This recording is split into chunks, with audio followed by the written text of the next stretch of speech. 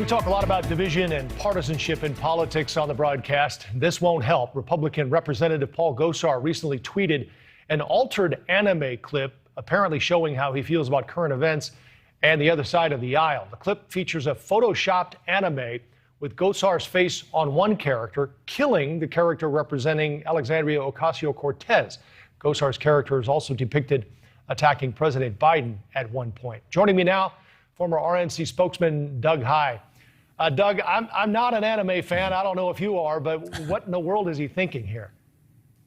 No, it's hard to really think that any real thought went into this. You know, one of the things that I think has troubled me as an old Capitol Hill communicator, and I'd say, you know, my colleagues that I talk to and on both sides of the aisle, you know, we've seen as Twitter and memes and owning the libs and owning the conservatives, for that matter, you know, really becomes more and more of a tactic that's used. It seems that there's less thought, less strategy in this, and we see more kind of escalating rhetoric like that because essentially you're just trying to entertain yourself. It doesn't really accomplish anything, but it does certainly raise the temperature here and makes things more dangerous. Yeah, Twitter flagged it for hateful content. The representative said in another meme that I saw on his Twitter feed today, it's a cartoon, relax. And we have a response from AOC as well. She basically asked, where is Republican leadership? How would you answer that?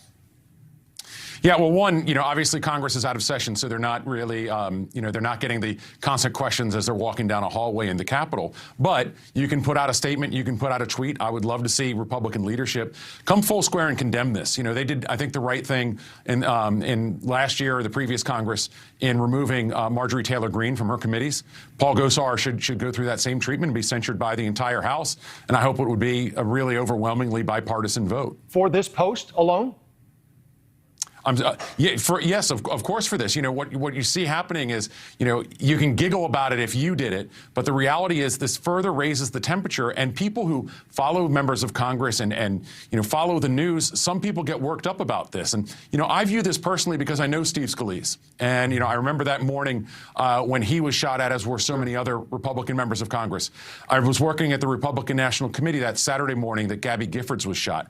Obviously, you know, January 6th still is massively important into the national conversation that we're having right now. So these aren't fun and games. Somebody's going to get hurt. Somebody's going to get hurt again. It may be a member of Congress that everybody knows. It may be somebody that, you know, somebody doesn't know. It could be a state representative. Could be a governor. Obviously, you know, there's a kidnapping plot on the governor of Michigan. Yeah. Someone's going to get hurt. So we have to condemn this.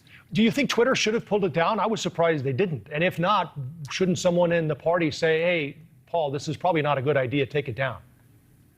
Yeah, look, I don't know all of Twitter's guidelines on what they do. Obviously, they've flagged it for hateful comment. I'm surprised hateful comment still stands. But again, I don't know all their regulations and rules. But very clearly, Republican leadership here can say, as they have in the past, this is absolutely unacceptable. I can tell you, I worked for Eric Cantor in the House of Representatives. He was majority leader when John Boehner was speaker.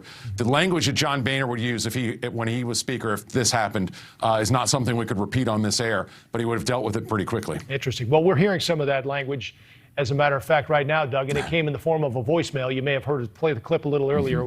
We'll play it now here. This was on Congressman Upton's voicemail after he voted in favor of the infrastructure bill. Here's the clip. Traitor. That's what you are. You're a piece of traitor. I hope you die. I hope everybody in your family dies. You piece of trash mother. Voted for Donlon.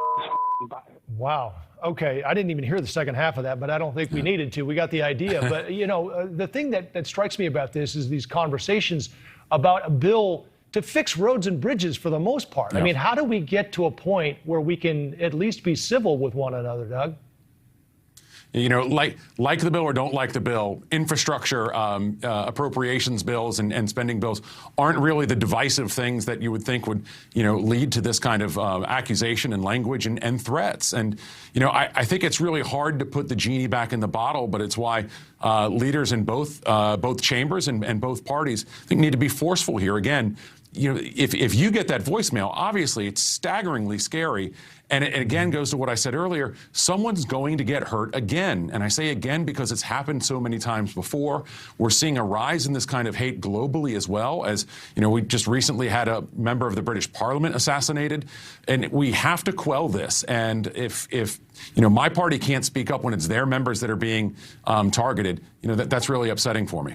Let's talk some politics, Doug, while we have you. Former President Trump taking sort of a victory lap and said that he was responsible for Glenn Youngkin's victory in Virginia. Should he? I mean, in the end, we know Youngkin didn't even mention his name.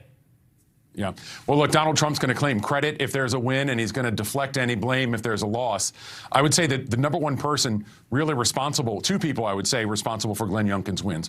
One, Glenn Youngkin, because he ran a terrific campaign and is a first-time candidate. It's really hard to run a campaign where you don't make a lot of mistakes. And two, Joe Biden. When I was at the Republican National Committee back in 2010, our magic number for Barack Obama was 46. We felt that if he was at or below that, we'd take back the House. Obviously, the numbers we're seeing right now for Joe Biden are below that and spell real fear for Democrats moving forward.